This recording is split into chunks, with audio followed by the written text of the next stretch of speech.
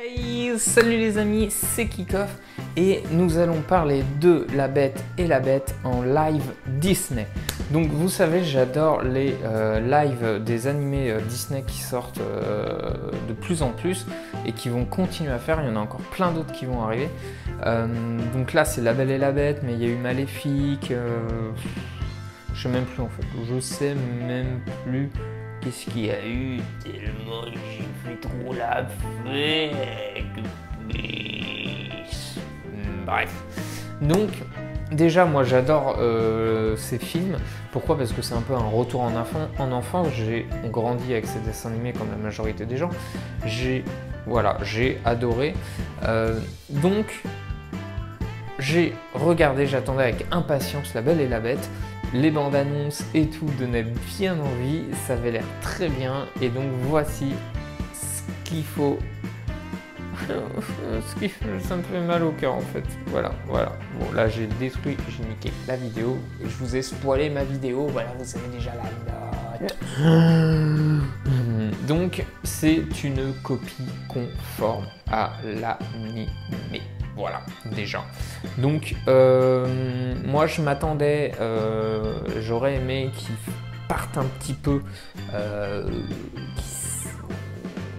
qu'ils s'externalisent.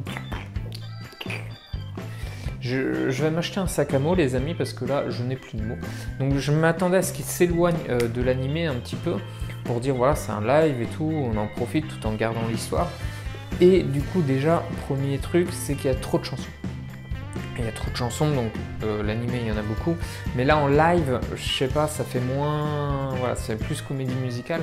Il y a trop de chansons dans le film, donc forcément, bon, faut garder forcément ceux les plus importants de l'animé, mais notamment au début, vous verrez, ça s'enchaîne chanson, c'est trop. Et comme je vous le disais, il me manque dans l'histoire cette folie comme Maléfique, c'est mon préféré que j'ai kiffé, j'ai surkiffé, j'ai adoré. Et il manque cette folie dans l'histoire, voilà, peut-être un peu plus sombre. Là, c'est trop fidèle à l'animé avec juste des scènes en plus, quelques scènes en plus, mais c'est trop fidèle, j'aurais voulu voilà, me dire que c'est quand même différent de l'animé. Le film est un peu, notamment surtout le château, c'est un peu trop propre, trop clean, trop nickel.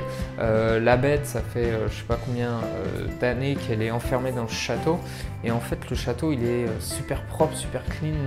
Voilà, c'est même dans le dessin animé, le château est beaucoup plus glauque que dans le film, donc ça j'ai trouvé ça dommage, mais après les images sont magnifiques, le château est magnifique.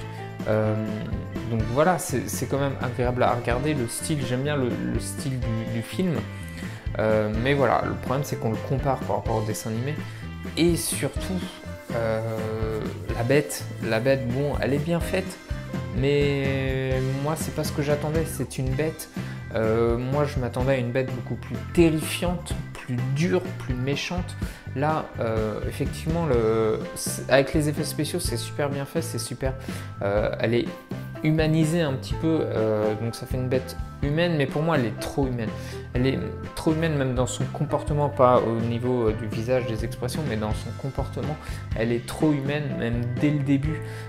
Tu t'attends au début, même dans l'animé, la bête, elle est méchante, elle grogne, elle se montre pas et tout. Là, non, c'est pas le cas. Donc, déçu, et surtout que le problème, c'est que, c'est pas vraiment un problème, mais c'est qu'en 2014, il y a une version de La Belle et la Bête avec Vincent Cassel. Et bah, du coup, déjà, tu compares le film par rapport à l'animé, mais après, tu compares par la version de Vincent Cassel. Et avec, plutôt, parce que c'est pas par Vincent, mais c'est avec Vincent Cassel. Et cette version-là, moi, je l'ai adorée parce qu'elle s'éloigne de l'animé, elle est différente. Et c'est ce que je disais, c'est qu'on a dans la version de 2014 une bête qui est vraiment terrifiante, méchante, dure et tout. Donc j'ai préféré cette version avec Vincent Cassel. Par contre, le film là, il est beaucoup plus émouvant que l'animé, forcément. Et après, les effets sont super bien faits. Ça n'empêche pas que le film reste très beau. Les effets sont bien faits, les décors sont somptueux. Les personnages, quand même, chapeau bas. sur l'horloge, le chandelier, les tasses et tout. C'est super bien fait et j'ai adoré la façon dont ils ont fait les personnages. Et du coup, pour toutes ces raisons, ça reste un bon film, mais je suis déçu qu'ils aient pas mis un peu de folie dans tout ça. Et qu'ils en profitent pas. Et le problème, c'est que maintenant, tous les lives, les films live qui font des animés, ils font fidèle, exactement une copie conforme au dessin animé.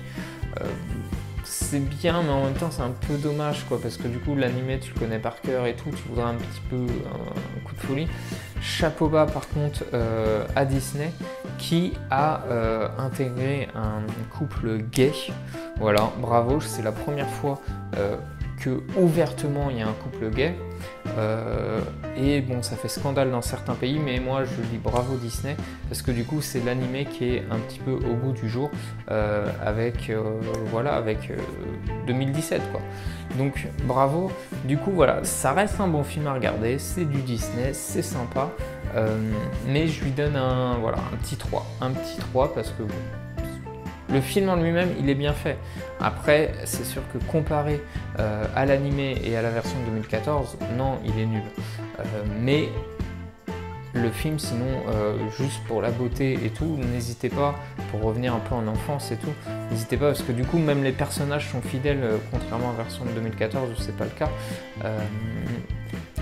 Les personnages là sont vraiment fidèles, même sur la tenue et compagnie, donc, et les jeux d'acteurs sont assez bons. Donc voilà, un petit 3, donc donnez-moi votre note en commentaire les amis, n'hésitez pas à partager les petits pouces et vous abonner à la chaîne si vous voulez ne rien rater de mes vidéos. Et moi je vous dis à la prochaine les amis, bye bye.